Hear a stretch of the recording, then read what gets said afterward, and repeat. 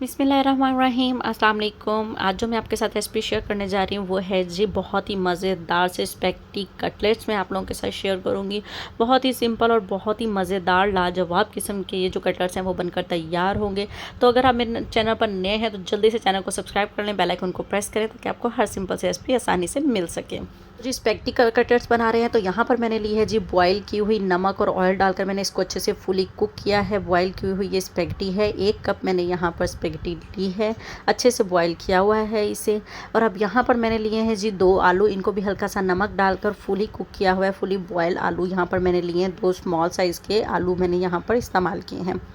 अब मैं इसके डाल रही हूँ जी बॉईल किया हुआ चिकन, श्रेड किया हुआ चिकन। इसको भी मैंने अदरक लहसुन का पेस्ट डालकर और थोड़ा सा नमक डालकर अच्छी तरह से बॉईल कर लिया है।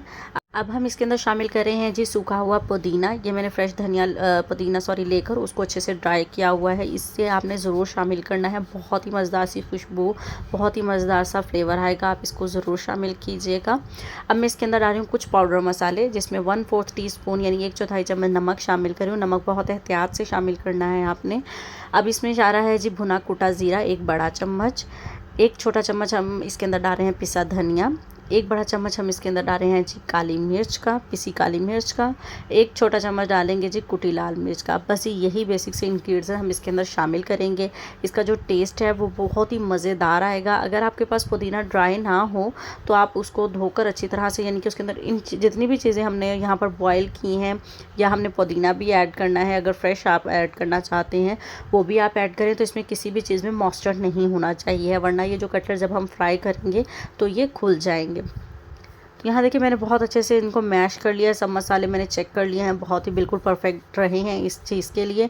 इसमें कोई भी मज़ीद हम चीज़ शामिल नहीं करेंगे। बहुत ही मज़ेदार सा यहाँ जो है वो हमारा ये तैयार हो गया है मसाला। अब आप देख रहे हैं हर चीज़ बहुत ही कंबाइन हो चुकी है। नूडल्स जो है वो इसमें स्पेगेटी जो है वो यहाँ पर नज़र आ रही है। हल्का सा हाथों को जो है वो आप ग्रीस कर लेंगे और इसको कटलेट्स बना लेंगे। साइज़ आप अपने हिसाब से रख सकते हैं, ज़्यादा थिक रखना चाहते हैं तो आप वैसे भी इसको बना सकते हैं, लेकिन मैं नॉर्मल बना रही हूँ। यहाँ पर देखें इसी तरह से जो है वो सारे हम तैयार करेंगे। इसमें जो भी चीज़ें हमने शामिल की हैं बस आपने उसका ध्यान रखना है कि उसमें बिल्कुल भी जो है वो मॉइस्चर नहीं होना चाहिए। हम स्पेगेटी को भी आपने बॉईल करने के बाद ठंडे पानी से अच्छे से वॉश करके उसे ड्रेन होने के लिए रख देना है, ताकि जितना भी एक्स्ट्रा पानी है ताकि वो इसका ड्राई हो जाए। तो यहाँ देखें जी सब कटलेट्स जो है वो मैंने यहाँ पर तैयार कर लिए हैं। आप देख सकते हैं कितने मज़े के तैयार हुए हैं, कोई भी इसके अंदर क्रैक नहीं है। बहुत ही आसानी के साथ हमारे ये जो कटलेट्स है स्पेगेटी वाले वो बनकर तैयार हो चुके हैं और पुदीना कितना अच्छा लग रहा है इसमें। अब मेरे पास यहाँ पर हैं जी अंडे और ब्रेड क्रम्स। ब्रेड क्रम्स के अंदर जो हम शामिल करेंगे जी ओट्स, 1 चम्मच जो है वो मैंने पहले ही ओट्स का इसके अंदर शामिल किया हुआ है, उसको मिक्स कर लिया है। 1 बड़ा चम्मच जो है वो ओट्स का मैंने इसके अंदर अब मज़ीद शामिल किया है। आप एक बार इसको ज़रूर ट्राई करेंगे और लाजमी आप लोगों ने इस ओट्स को शामिल करना है। इसके लिए बहुत ही मज़ेदार सा क्रंच आएगा। इसके साथ हमारे जो स्पेगेटी कटलेट्स हैं उनमें आप इसको चाहे मिक्स करके भी ब्रेड क्रम्स में आप इसको मिक्स करके आराम से जो है वो सेव करके भी रख सकते हैं। इसको अच्छे से मिक्स कर लेंगे। देखें मैंने ओट्स को अच्छी तरह से ब्रेड क्रम्स में मिक्स कर लिया है। अब एग को भी जो है यहाँ पर मैंने 2 अदद अंडे लिए हैं, जितनी ज़रूरत होगी आप उतने इस्तेमाल कर सकते हैं। उनको फेंट लिया है अच्छे से। अब हम क्या करेंगे, सबसे पहले जो है वो अंडे में इसको डिप करेंगे कुछ इस तरह से फोक की मदद से, ताकि जो है ब्रेड क्रम्स और ओट्स में जब हम इसको मिक्स करें तो हमारे जो हाथों पर जो है वो चिपके नहीं। तो जो एक्स्ट्रा है वो इसी तरह फोक या स्पून जो भी यूज़ कर रहे हैं उसको थोड़ा सा उसमें रोक के रखेंगे, ताकि एक्स्ट्रा जो एग है वो उसके अंदर ही निकल जाए। अब कुछ इस तरह से आपने इसको घुमा फिरा के चारों तरफ से बहुत अच्छे से जो है वो इसको कोट करना है।